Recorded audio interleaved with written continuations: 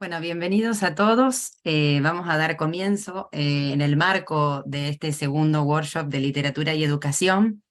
Vamos a hacer esta presentación del libro de Germán Prosperi, Enseñar literatura española, que está publicado en nuestra editorial Vera Cartonera, en la colección Umbrales, dirigida por Isabel Molinas.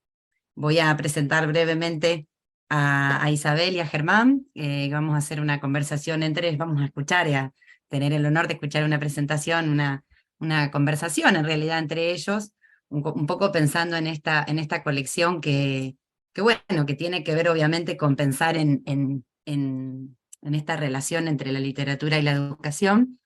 Así que bueno, voy a presentar a Isabel, profesora en letras, especialista y magíster en didácticas específicas, egresada de la Universidad Nacional del Litoral, doctora en educación por la Universidad de Buenos Aires, es profesora titular ordinaria e investigadora en la Universidad Nacional del Litoral y en la Escuela Provincial de Artes Visuales de Santa Fe.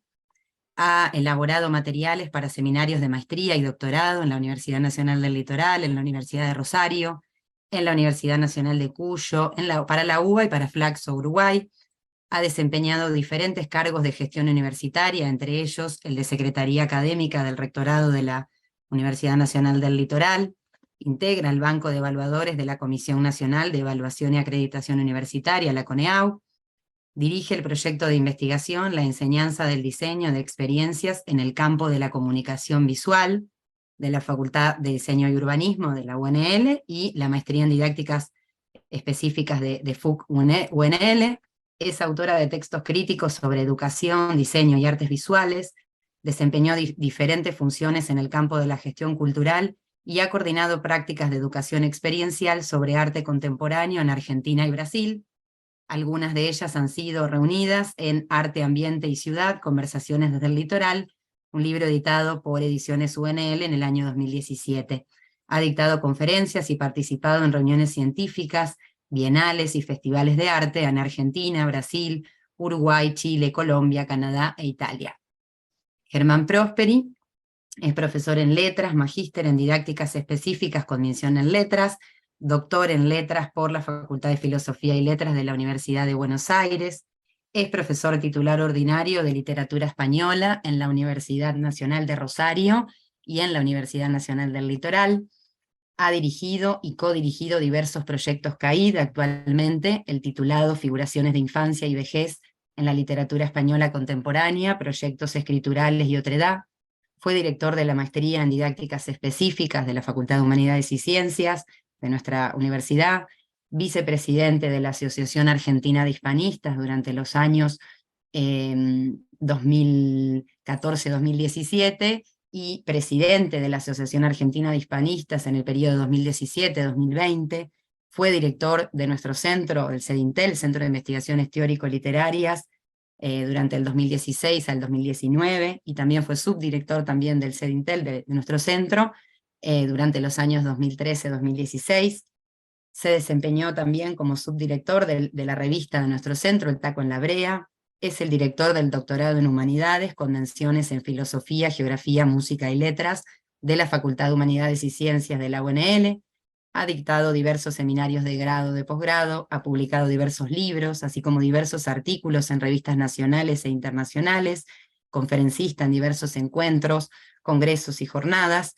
Ha dirigido y codirigido y ha sido jurado también de diversos tesistas de grado y de posgrado, evaluador de proyectos y de libros, y bueno, obviamente su línea de investigación es la literatura española contemporánea. Así que bueno, espero que podamos escucharlos con mucha alegría, y bueno, y después hacia el final, si surge alguna pregunta o una conversación, continuamos. Gracias. Yo voy a cerrar el micrófono, pero cualquier cosa, estoy acá y bueno, seguimos acá la conversación. Gracias, Gabriela, por esta presentación, y gracias a quienes han podido comunicarse, conectarse para participar de este encuentro. En el inicio a mí me gustaría volver sobre el subtítulo de este libro, Enseñar literatura española, narrativas biográficas entre dos tiempos, y vuelvo al subtítulo porque de alguna manera me permite rememorar una escena allá por mediados de los 90, cuando Germán y yo decidimos comenzar a cursar la maestría en didácticas específicas.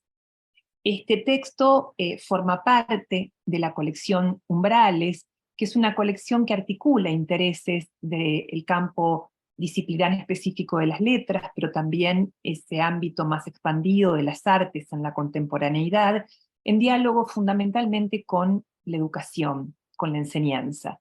Y es una colección que trabaja los umbrales, los inicios, las zonas de pasaje, y esas experiencias potentes que inauguran modos de pensar, modos de hacer, modos de ser, que, como dice Germán en ambos textos, están plenos, preñados, me gusta esta palabra, de futuro.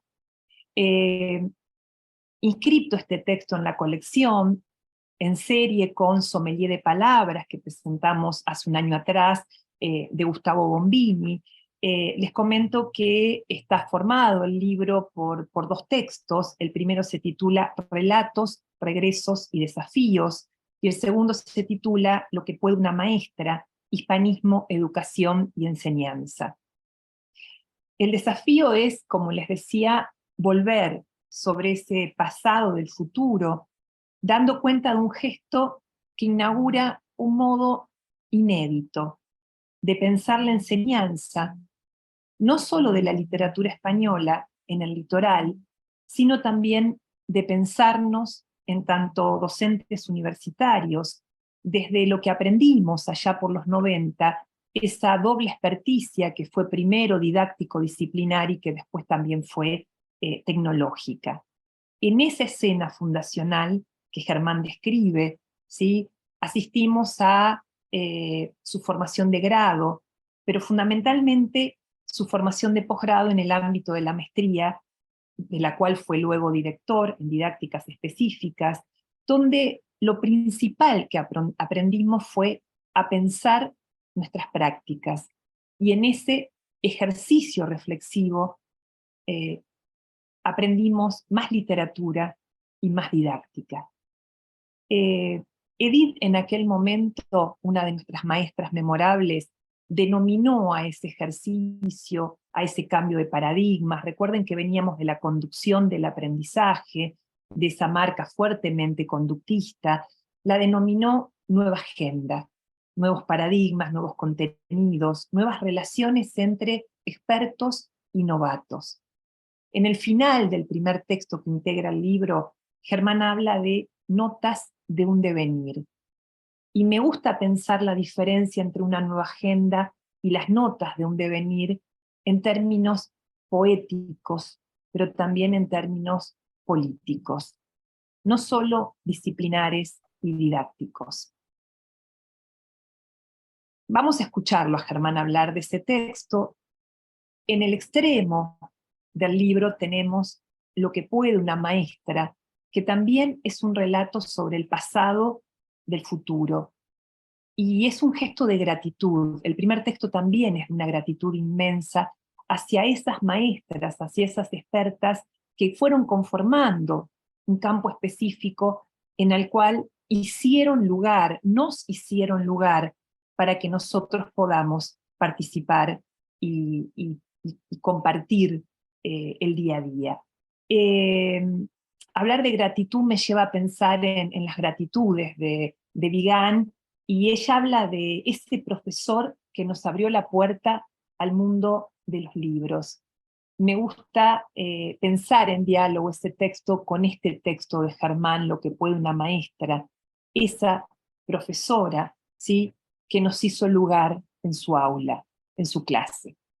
Breve presentación sobre dos narrativas biográficas que recurren al relato sobre el pasado, pero para poder comprender mejor el relato sobre este presente, y fundamentalmente para poder trabajar en la construcción de lo que podríamos decir una nueva agenda para la enseñanza de la literatura española. Germán, ¿te escuchamos sobre estos dos relatos? Bueno, muchísimas gracias, Gracias, Gabriela, primero por la presentación. Gabriela leyó un breve currículum tanto de Isabel como mío, y a mí siempre se me ocurre pensar que la mejor línea o la mejor página del currículum que tenemos, creo yo que tiene que ver con aquellas personas con las que dialogamos, seguimos dialogando, enseñamos y aprendemos, ¿no? Siempre digo que Gabriela, así como Daniela, Rosario, Julia, Sofía, son la mejor página de Misigeva, aunque no lo podamos poner de ese modo, ¿no? Por eso me resulta muy conmovedor poder empezar este diálogo hoy con Gabriela. Y por supuesto, agradecer también a Isabel, a Chabela, que no solamente es mi amiga y que forma parte de esa familia expandida con la que uno eligió dialogar, porque muchas de las ideas, muchas de las reflexiones, muchas de las cuestiones que aparecen en este texto se los debo a ella, ¿no? Con quien hemos charlado y hablado tantas veces en innumerables escenas. Me gustaría referir brevemente a dos o tres cosas que quisiera volver a traer, o volver a instalar, o volver a pensar, más allá de lo que el libro ya tiene, o lo que el libro ya demuestra, ¿no? En primer lugar, pensar en el origen de voy a decir de este objeto, ¿no? Y pido disculpas por esta cuestión porque esto me lleva a pensar en otra cosa. El origen de esto tiene que ver con dos posiciones, ¿no? Con dos posiciones subjetivas. La primera de ellas tiene que ver con una insistencia, la insistencia como una posición subjetiva, que no es una insistencia propia, sino que es una insistencia de Analía Gerbaudo. Cuando durante 20 años me decía, Germán, tenés que volver a tu tesis de maestría, tenés que publicarla, comentarla, darla a conocer, ¿sí? Yo siempre me negaba a eso, hasta que finalmente encontramos un lugar y un espacio posible para pensar algunas de las conclusiones que aquella tesis, que efectivamente este año cumplió 20 años, la tesis se defendió en el año 2003, finalmente había desarrollado. Tesis que si no la conocen, ¿no? y el texto allí lo repone, tuvo que ver con pensar el modo en que se configuró el contenido que yo llamo de literatura española en programas de cátedras de algunas universidades argentinas en aquellos convulsionados años de finales de los 90, ¿no? Y que definió de alguna manera una descripción metodológica de cómo ese contenido había sido enseñado, ¿no? El desarrollo, la síntesis aparece allí nombrado en el artículo. El segundo gesto, la segunda posición subjetiva que está en el origen también de este artefacto, tiene que ver concretamente con una negativa, ¿no? Y que es con mi propia negativa a publicar el segundo capítulo de este texto en las actas de un congreso en el cual había sido originalmente leído, ¿no? En el último congreso de la Asociación Argentina de Hispanistas, que se realizó de manera virtual en el año 2021, ¿no? En plena pandemia, congreso que yo había colaborado a organizar, porque en ese momento era el presidente de la asociación. Participé en un panel que tenía que ver con la relación podríamos decir, entre feminismo e hispanismo, o cómo la voz de las mujeres había ayudado a configurar este campo siempre en construcción, ¿no? De allí surge ese texto, Lo que puede una maestra, hispanismo, investigación y enseñanza. Cuando me piden el texto para ser publicado, yo en un momento dije, bueno, puede ser, pero después algo me dijo que no, ¿no? Entonces cuando Isabel me convoca a poder colaborar en esta colección Umbrales, inmediatamente dije que sí, porque sentí que efectivamente ese era el lugar del umbral, el lugar del pasaje, el lugar del borde, pero además el lugar de la invitación amorosa. Estos gestos, el gesto de la insistencia y el gesto de la negativa, me parece que pueden leerse también como pueden leerse en serie, digo yo, con cierta forma de la resistencia o de ciertas cuestiones que se resisten a ser nombradas, a ser encasilladas, a ser pensadas, a ser argumentadas. Y esta resistencia básicamente tiene que ver con aquello primero que decía al principio respecto del formato libro, ¿no? Con Isabel discutimos mucho esta cuestión y lo discutimos en otros ámbitos también. Esta idea que yo tengo de que en realidad esto que hoy presentamos no es un libro, ¿sí? O al menos no es un libro en términos en que estamos acostumbrados a pensar esos formatos. Esto no quiere decir que no sea nada, ¿no? Si yo tuviera que definir esto que hoy estamos presentando, lo definiría como una forma de escritura, y me quiero parar en esta idea de la forma, es decir, como aquello que permite pensar un mundo, permite dar forma a un permite estructurar una manera de pensamiento y permite ver, ¿no? Palpar, tocar, hacer una experiencia sensible de eso, ¿no? Esa forma de escritura pensada desde cierta experticia, ¿no? Porque esto también hay que poder decirlo,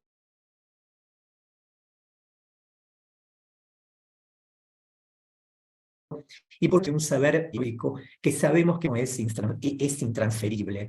La forma se puede transferir, la experticia... Perdón que me detengo porque aparece algún corte en la conexión. Decía, la forma se puede transferir, la experticia se puede transferir, pero la biografía es así, es intransferible, esa no puede hacerse presente más allá de que le demos forma en tanto relato. Esta idea de la resistencia y esta posibilidad de que, bueno, esto efectivamente no sea un libro, también nos lleva a otra cuestión, y es que por eso mismo, por las características de esta forma, o por las características de esta escritura, es que no se resiste, o no puede resistirse a ser publicado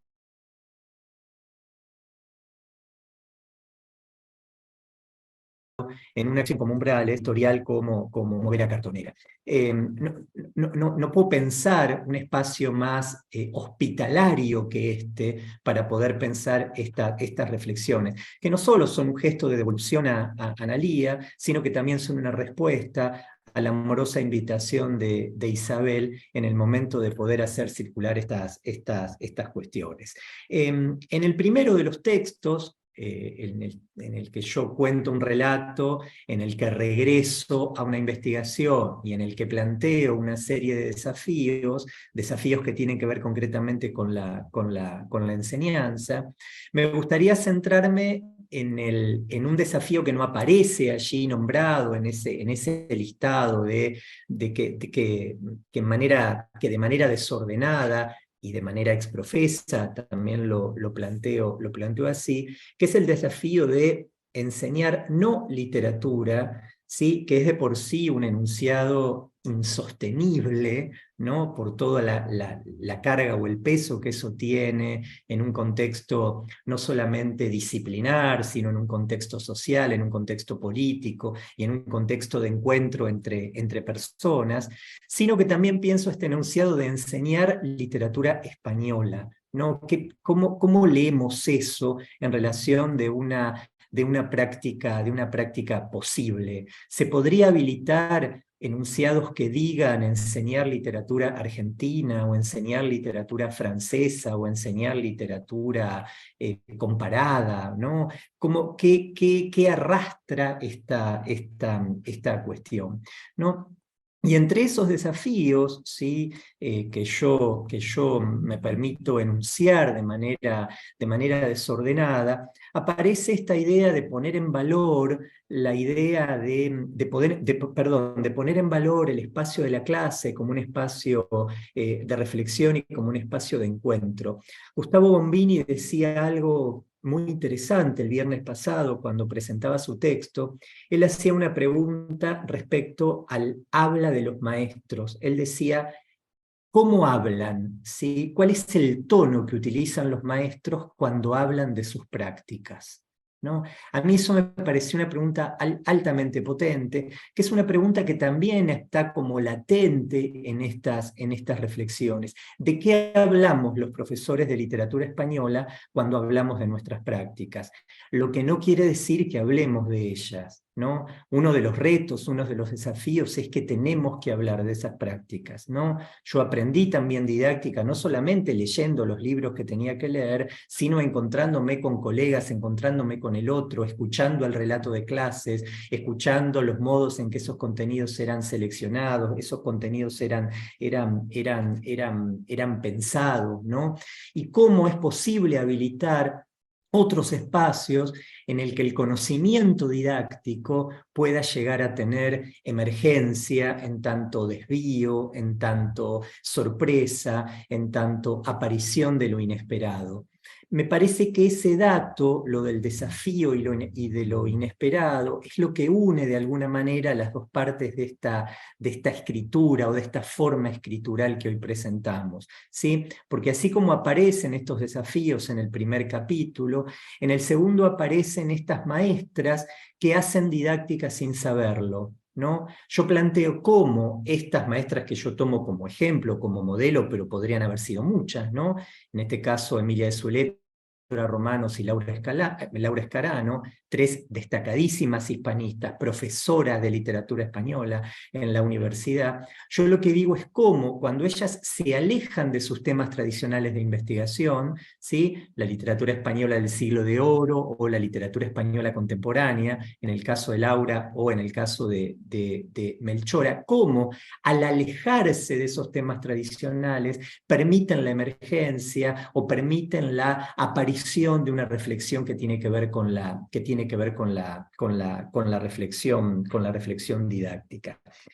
Estas escrituras, ¿no? Esta idea de lo que no se resiste, de lo que hace sorpresa, de lo que permite la emergencia de determinados gestos, me permite a mí, o me voy a permitir, mejor dicho, insistir en esta idea de cómo hoy en día nosotros asistimos a una cierta demanda de comunicación de los resultados de nuestras investigaciones, que siento yo, comienzan a resultarnos en cierto modo como opresores u opresivos, o no lo suficientemente amplios para que esa comunicación efectivamente sea genuina. A mí me gustaría pensar, voy a dar 4 ejemplos, ¿sí? Un poco también para pensar esta idea de forma escritural nueva o de nueva agenda, como decía hoy Isabel, que nos enseñó Edith, ¿no?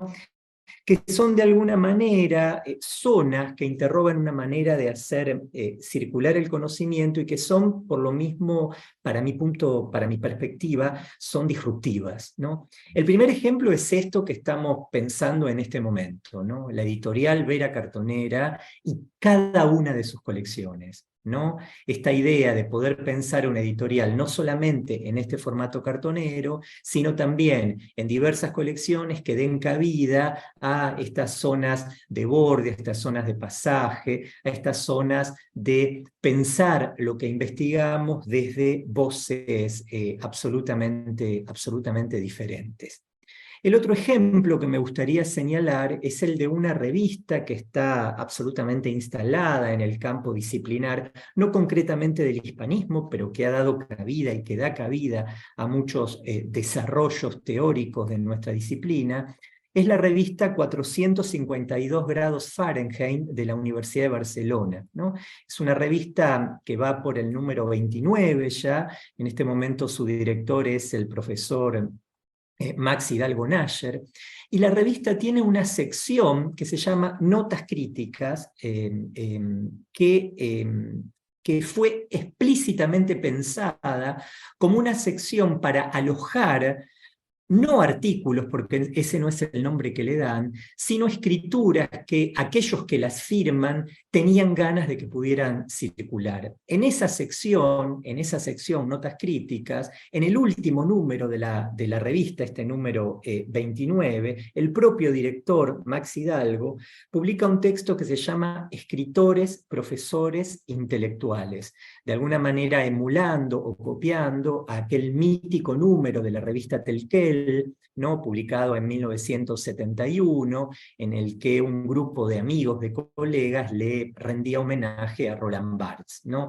En ese artículo, Barthes escribe ese famoso artículo, Escritores, Profesores e Intelectuales. Lo que dice Max Hidalgo en esa sección y en ese texto, que cuando ustedes lo puedan consultar, podrán ver que no tiene la forma de artículo, no tiene resumen, no tiene palabras clave, no sigue un orden de citado tradicional, el formato de letra no es siempre igual en todo el desarrollo, no tiene bibliografía, realiza envíos a través de fotos, imágenes, referencias bibliográficas cruzadas, pero no por lo mismo deja de argumentar o de pensar el desarrollo de un campo, ¿no? Y en ese artículo Max dice algo que es impactante. En el artículo él recupera en realidad una serie de trabajos de un profesor chileno que se llama Raúl Rodríguez Freire, que nosotros invitamos a uno de los coloquios del CEDINTEL, ¿sí? Raúl tiene una cuantiosa serie de publicaciones y textos, y en todos ellos se interroga sobre la condición del profesor o sobre la condición del intelectual, ¿no? Esto Max no lo dice, Hidalgo no lo dice, ¿no? Pero en esa tríada, profesores, profesores, intelectuales, no se establecen diferencias, ¿no? Y a mí me parece que hay que poder establecer una diferencia, ¿no? Mi texto también tiene que ver con esta idea de poder reconocer el profesor como aquel que porta, que trae un saber específico sobre la disciplina, diferente al que trae un escritor y diferente al que trae un intelectual. El tema es qué hacemos con esa comunicación, cómo comunicamos eso cuando no tenemos una editorial como Vera Cartonera, ¿no? Max Hidalgo recupera un artículo publicado recientemente en una revista científica, en la que se sostiene a través de una investigación cuantitativa que el 82% de los artículos producidos en el área de las ciencias humanas jamás son citados. 82% de lo que escribimos y publicamos en el área de humanas y sociales no se cita nunca. Él pregunta entonces para quién escribimos, ¿no? ¿Para dónde? O al menos, si pudiéramos pensar, y esa es la idea que me interesa recuperar a mí para poder poner en valor el lugar de Vera y el lugar de Umbrales, este tipo de discusiones que no resisten el hecho de ser publicado en un artículo. Hay que poder promover estos espacios de circulación del conocimiento, como Vera, como la colección Umbrales, ¿no? O tal vez como esta sección Notas Críticas de la revista 452 grados Fahrenheit. El tercer ejemplo que quiero traer a continuación, y pido disculpas porque no avisé que iba a hacer esto, ¿no? Tiene que ver con una deriva, con un cambio de perspectiva, con un cambio de programa en las investigaciones que viene desarrollando en el campo de la disciplina, de la didáctica de las artes, que está realizando Isabel Molinas en este último tiempo, ¿no? Ella está produciendo un giro hacia los estudios que ella llamó en una operación sumamente creativa de los gestos botánicos, la manera en que esos gestos pueden inscribirse como una manera de potenciar, de revisar, de argumentar, de poner en valor, de narrar, de contar, de hacer lazo en la enseñanza de las artes, entre las que por supuesto se incluye a la literatura, ¿no?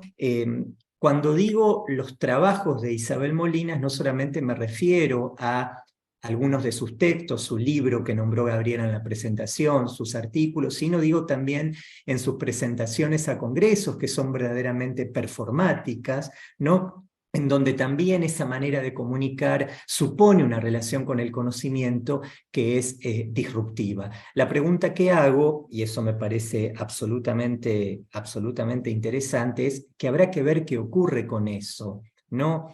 Sabemos qué ocurre con nosotros, nos conmueve, nos encanta, lo promovemos, lo disfrutamos. Habrá que ver qué ocurre al interior de cada campo disciplinar con esos gestos de desvíos, con esos gestos de disruptivos, con esos gestos de abandono o de renuncia en relación a un modo de pensar o de gestionar el conocimiento. Y la cuarta cuestión, la cuarta escena o la cuarta zona, ¿no?, en la que me gustaría pensar esta idea de la enseñanza en términos de cierto desvío o cierto gesto también pajuerano, recuperando el espíritu de este workshop, tiene que ver con la referencia a quien también es y ha sido para mí también mi maestra, ¿no? Me refiero a Analía Gerbaudo. Yo fui profesor de Analía, ¿no? Esto lo cuento siempre. Analía formó parte de mi primer grupo de estudiantes allá por el año 92, cuando yo era ayudante alumno. No, pero quiero volver a pensar con ustedes, ¿sí?, algo que apareció el viernes en la discusión de muchos de quienes participaron en ese conversatorio, que me gustaría poner en serie con Vera Cartonera, con la sección Notas Críticas de la revista, con los gestos botánicos de Isabel, que es la categoría zona de borde disciplinar, ¿no?, que todos citamos todo el tiempo, pero hay algo que en esa historia nosotros no contamos, ¿no?, y que para poder pensar esa zona de borde disciplinar, desde donde Analía piensa la didáctica, Analía tuvo que hacer un gesto de renunciamiento, ¿no? Esto Analía no lo contó nunca y también a lo mejor cometo una infidencia al relatarlo, pero no hay nada de extraño en este relato.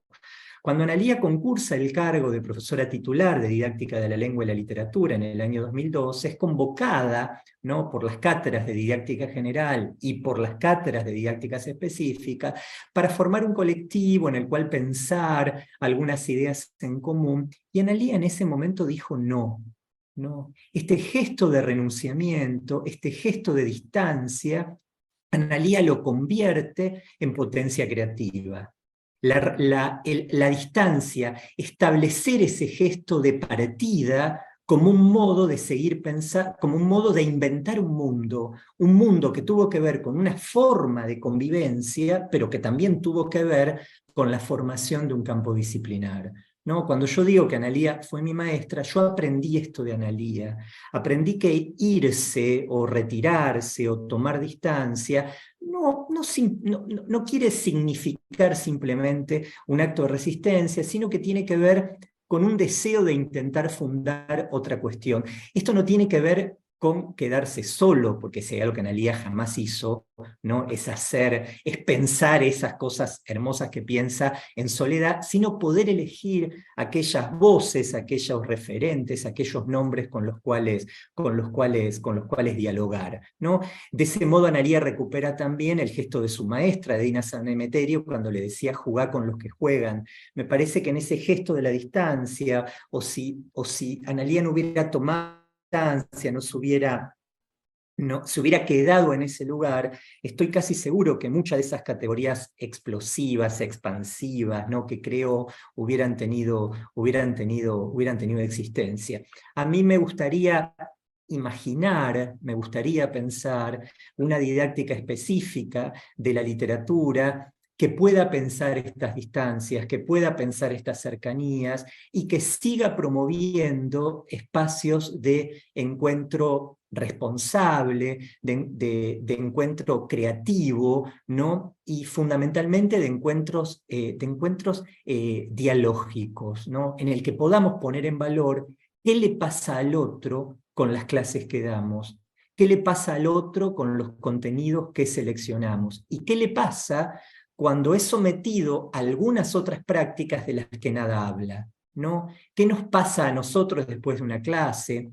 ¿Qué nos pasa a nosotros después de la presentación de este texto, por ejemplo? ¿Qué nos pasa después de la presentación del workshop? ¿Qué nos pasa después de que defendemos nuestras tesis, presentamos nuestros libros, vamos a un congreso, somos sometidos a la evaluación de nuestros pares, que no siempre sabemos que es amorosa, ¿no? Pero de la que en definitiva nadie está escribiendo, ¿no? A mí me gustaría seguir pensando, o me gustaría pensar estas posibilidades de existencia, ¿no? De estas plataformas disparadoras de pensamiento, como son Vera, o los ejemplos que yo traje en esta breve participación, como una potencia de futuro, que por supuesto habrá que ver qué ocurre, ¿no? Esta idea de el habrá que ver, ¿sí? Me parece que es un modo de poder pensar si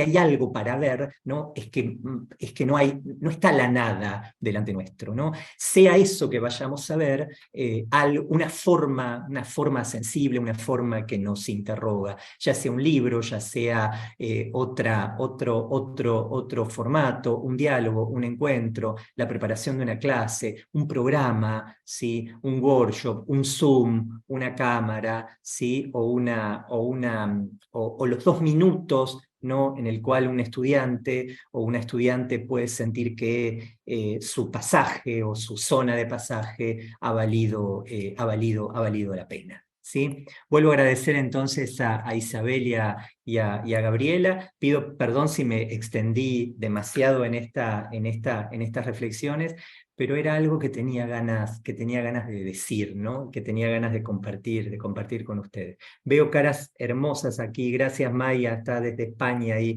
comunicada, Alejandro Tromber, mi nuevo y querido amigo, ¿no? Que está ahí escuchando, Anita Copes, con quien también empezamos juntos la maestría, ¿no? Ivana Tosti, queridos alumnos, queridas alumnas, ¿no? Que nos acompañan hoy. Germán, y damos paso a las preguntas. Me quedo pensando en estas nuevas configuraciones, porque estos dispositivos, estos formatos que vos señalás tienen que ver con nuevas configuraciones de la didáctica en los campos específicos, y son justamente esas configuraciones, y lo señaló tantas veces Edith, las que confirman la posibilidad de pensar una didáctica de autor. Entonces, aunque no le llamemos libro o no te guste llamarlo libro, esto da cuenta de una autoría, de una manera de posicionarse frente o en campo de un área disciplinar específica, que se caracteriza fundamentalmente por la escucha. No solamente por lo que se brinda, sino por el lugar que le damos a ese otro que participa de la escena. Y me animaría a decir que nunca te ha gustado jugar solo. Siempre es mejor en compañía, siempre es mejor compartiendo proyectos, compartiendo clases, compartiendo diálogos, y siendo una escucha experta en todos los sentidos. Está bien, gracias Y Isa. gracias por el gesto de inscribir los gestos botánicos en esa serie. Hay que seguir, hay que promocionar eso, ¿no? Porque efectivamente es algo que desde el punto de vista disruptivo está fundando mundo, ¿no? Como decimos muchas veces, ¿no? Esto que vos decís respecto de una didáctica de autor, esto efectivamente es interesante, algo que la didáctica en los 90 pensaba en términos de los estilos del profesor, ¿sí? No sé si recuerdan esas categorías, que también es bartesiana, ¿no? Por supuesto, ¿no? Y que me parece que hay como cierta zona como de pérdida, ¿no? Como que eso se está en cierto modo abandonando, y que tenemos que hacer un esfuerzo cada uno de nosotros por poder recuperarlo, ¿no? Porque eso efectivamente no se copia, ¿no? Eso no se transfiere, ¿no? Eso efectivamente eso no ocurre, ¿no? O cuando ocurre a partir de una serie muy pautada de hechos, ¿no? Primero encontrar un espacio propicio, leer los libros que hay que leer, tener diálogos con las personas que hay que tener, sí, y sobre todo tener una mirada consciente de cuál es el campo en el cual nosotros nos estamos inscribiendo. Nosotros venimos de un periodo en el que nos formamos, ¿no? Los que nos formamos en los 80 y en los 90, en los que la didáctica era en las carreras que no eran de formación pedagógica, eran palabras bastante maltratadas, ¿no? La didáctica era ciencia ficción para nuestros maestros, ¿no? Efectivamente, ¿no? Ustedes hacen ciencia ficción, y remontar, revisar eso, efectivamente llevó mucho tiempo, hasta que descubrimos que en un momento aquellos mismos que en algún punto lo denostaban, terminaban también hablando de esa cuestión didáctica. Y ese gesto me parece absolutamente feliz y me parece absolutamente celebrable. Hay gente a la que no le interesan, por supuesto, estos problemas, ¿no? Digo, hay profesores a los que no les interesa esta cuestión, pero ese es otro problema, ¿no? Pero mientras existan estos espacios de encuentro, estos espacios de reflexión, a mí me parece que es un modo de potenciarlo. Yo tengo la suerte de trabajar en la Universidad del Litoral, donde a esto siempre le dimos importancia, ¿no? Y en una facultad como la Facultad de Humanidades, que fue facultad de formación docente en ciencias, no hay que olvidar eso, facultad de formación docente, que era un nombre hermoso, ¿no? Bueno, después dimos cabida a otras disciplinas y por eso hubo que cambiar en este nombre igualmente creativo e interesante, ¿no? De las humanidades y la ciencia, ¿no? Pero cuando uno revisa otros espacios de formación disciplinar, otras universidades, eso no ocurre aquí, ¿no? Por algo está Paola hoy, que es una profesora de la Universidad de Rosario, donde ella también ha tenido y tiene que librar sus propias batallas para poder pensar estos espacios de la formación como un espacio genuino de investigación, que es el campo en el cual Paola tiene todo su sigeva, ¿no? Para decirlo con palabra que todos entendamos, ¿no? Pero cuando salimos un poquito más de esa zona, y la cosa se torna un poco más tensa, ¿no? En relación con esa cuestión. Por eso me parece interesante que estos gestos en el cual uno se desvía, renuncia, se resiste, son maneras de poder convencer al otro de que estos temas que efectivamente nosotros estamos pensando también los interpelan, también los atraviesan, también los definen en una práctica y los definen como responsables o autores de eso que están planteando, no solo en un artículo, en un libro, sino también en una clase, ¿no? Lo que efectivamente, estos 2 minutos de la clase, como dice Philippe Soler en esa cita hermosa, ¿no? Que aparece también ahí en el libro, pero que todos nosotros conocemos a partir de sus notas sobre literatura y enseñanza. Gracias, Germán, y gracias por elegir la narrativa como estrategia para compartir tu experiencia y volver a preguntarte acerca de cómo te transforma y darnos la oportunidad de pensar qué impacto, qué efectos tiene, qué derivas esas narrativas en nuestras propias historias. Seguramente hay preguntas, hay comentarios, podemos ir sumando. Gaby, no sé si vas a leer, Gaby, algunas... Perdón, sí, no, yo me quedé pensando en cómo el libro en realidad me parece que articula fuerte la idea de regreso con la de dificultad, la idea de la dificultad, pero que después se instala la idea del entusiasmo, ¿no? Es como que el libro me parece que va y juega en ese sentido, como el entusiasmo vuelve o siempre se termina convirtiendo en el motor para volver a las preguntas iniciales, ¿no? Como todo el tiempo vos volvés a esas preguntas iniciales de lo que investigás o de lo que pensás en relación también a cómo configurar una didáctica, me parece. Y Y que volver a las preguntas iniciales tiene que ver con eso, con volver a las intervenciones, me parece, ¿no? Y me parece que re interesante esto que nos deja pensando, esto que planteas hoy, que bueno, que Isabel llama como estas nuevas configuraciones. Me parece que eso es lo central, seguir pensando en nuestras prácticas desde otros lugares, desde desde lugares que no son por ahí lo estrictamente académico, que a veces dan más espacio para pensar nuevas formas, ¿no? Me parece que eso es lo central, no sé. El comentario que pienso ahora, ¿no? En relación a lo que Sí. plantearon, y lo que planteó también Isabel. Yo te agradezco, Gaby, esto y aprovecho para decir una última cosa, ¿no? A mí me parece que hoy en día el desafío de los que enseñamos literatura, ¿no? Cualquiera sea, ¿no? Ujú. Literatura, cualquiera sea, ¿no? Los que enseñamos literatura, digo, en el nivel superior, sea la universidad o sean los institutos de formación docente, lo digo de una sola vez, es la escuela media, ¿no? Es ahí donde la cosa verdaderamente ocurre.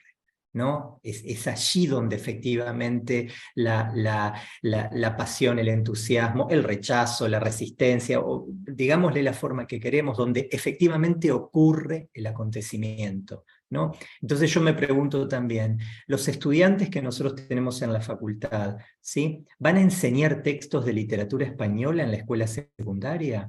Y yo debería decir a priori que no. Salvo algunos, los clásicos, sí, tal vez el Lazarillo o algún poema de Quevedo para pensar la maravillosa forma del soneto, o alguna referencia al Quijote, ¿no? Pero el canon escolar no está formado, al menos en este momento, por textos de literatura española. Entonces, ¿cómo pensar esa práctica en relación a este gesto de envío, ¿no? Aquello que nosotros podemos pensar en términos de enseñanza tiene que ver también con un modo de relacionarnos con ese objeto más allá del contenido que estemos enseñando, ¿no? Yo tengo un respeto absoluto por quienes comparten estos dobles espacios de formación universitaria y trabajo en escuela media. Gabriela es un claro ejemplo de esto, ¿no? Gabriela Sierra se fue hoy de tomar exámenes de introducción al estudio literario y ahora va a dar clase en la Escuela Industrial Superior, que depende de nuestra universidad, ¿no? Donde allí los puentes efectivamente están, ¿no? Yo mismo fui profesor en escuela secundaria, Isabel, durante muchísimos años, ¿no? Y claro que desplazándose, ¿no? Por toda la provincia de Santa Fe, enseñando. Me parece que el desafío hay que poder pensarlo. Digo, hay que poder pensarlo, porque no sé si lo estamos pensando, ¿sí? Me parece que no sé si lo estamos pensando, al menos en el modo en el que tenemos que volver a configurar nuestro currículum de formación de profesores y profesoras. Hay que poder darle un lugar central a la reflexión de qué hacemos con ese contenido en la escuela secundaria, ¿no? Porque allí es donde ocurre, como insisto, donde ocurre el acontecimiento, como dice Miguel Dalmaroni, ¿sí? Así que te agradezco, Gaby, esto que decía respecto al entusiasmo, porque tiene que ver con este desafío mayor. Una última intervención pensando en Germán y en este texto, y en el efecto que tuvo escuchar lo que puede una maestra. Germán hacía mención a una estadística, a ciertos números respecto de la lectura de los artículos académicos. En el otro extremo, a mí me gustaría pensar, porque nos sucede a diario, en la cantidad de personas que han pasado por la universidad, no solo aquellas que se han recibido, sino aquellas que han estado en una clase de literatura española o en una clase de introducción a los estudios literarios o la que sea, y que sintieron sus vidas tocadas, sus vidas transformadas. Entiendo que lo que puede una maestra es eso, es transformar vidas, o al menos aportar algunos elementos para que esas vidas sean diferentes. Y este es uno de los principales desafíos que tenemos como docentes y que tenemos como formadores de formadores. Gracias, Germán, por el modo en que nos ha afectado tu mirada sobre la literatura española, sobre la literatura, sobre la enseñanza y sobre el día a día. Gracias Isabel, gracias Gabriela, gracias Ivana, gracias Paola por la oportunidad del encuentro, por la oportunidad de la charla. Y es una charla que está empezando, que ya empezó hace un tiempo y que no termina, ¿no? Esta conversación que no cesa, ¿no? Me parece que es una zona que hay que poder potenciar. No sé cómo estamos de tiempo, ¿sí? Creo que estamos perfectos. Ahí. Y una Bien. gratitud inmensa a Analía, que es ese motor que no nos suelta, que insiste en cada colección, en cada nuevo título, en cada nuevo encuentro, y que nos hace tanto bien. Claro que sí, claro que sí. Bueno. ¿Estamos? Hay un comentario, Gaby, que podríamos compartir, si te sí, parece. ahí abro el chat, perdón, no lo vi. Ahí. Como alumna, es interesante. Miriam comparte. Ahí está, perdón, lo leo. Dice, como alumna que he sido de algunos de ustedes, siento mi práctica docente permanentemente atravesada por las inquietudes que nos dejan desde la formación en la didáctica en FUC. Muchas gracias. Gracias, Miriam. Hay otro Decía poquito... Paulita decía lo del canon de Lorca, ¿no? Que en el canon escolar está Lorca. Sí, Paula, claro que sí. Hay un comentario de Betania teatro, ¿no? también, un poquito más arriba. ¿Acá? ¿Lo encontraste? ¿De quién, perdón? De Betania, que es Mía 2. Se llama. Sí, acá está. Qué buenas reflexiones, Germán. Me quedo pensando en qué hace el docente con lo que le ocurre al alumno cuando termina la clase para seguir pensando mucho. Así que bueno, también, sí, creo que todos nos quedamos pensando un poco en eso. A ver si hay algo más. No.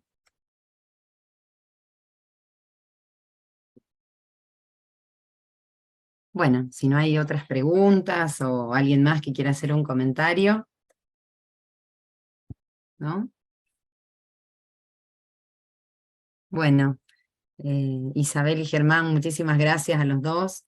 Realmente creo que, bueno, que ya dijimos muchas cosas para seguir, bueno, pensando en estos nuevos modos o cómo configurar, ¿no? Y cómo seguir pensando, sobre todo en la relación entre la literatura y la enseñanza, que bueno, que siempre es algo que vuelve, ¿no? Que no nos deja.